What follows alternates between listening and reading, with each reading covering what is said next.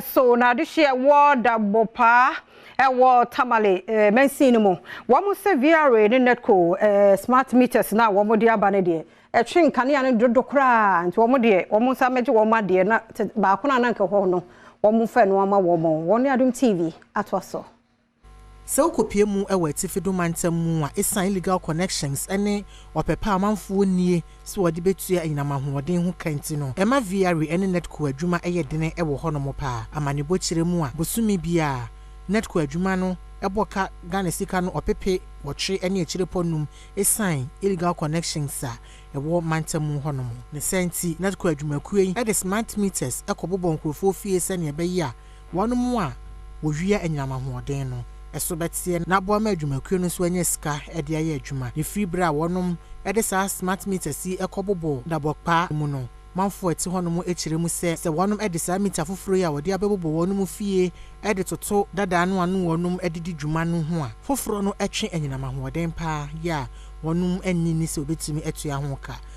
When the leadership and for that matter management of VRA, including Mr. Dabokpa and came to speak to us, we bought the idea.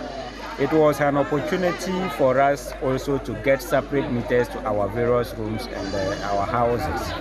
Good.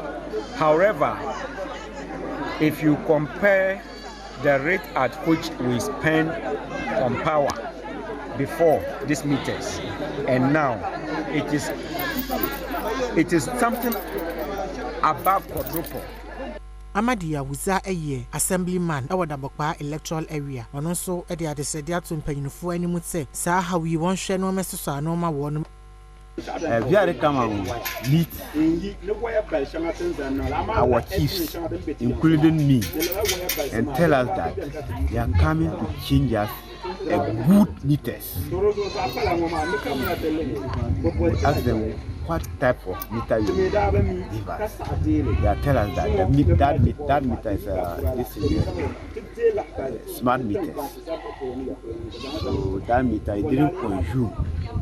So because of that, they are going to give us that meter. We appreciate that.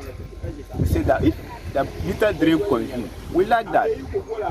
Even the very people saying that because of the old meters we are using illegal. Because of that, they are go and see channels people to make this meter.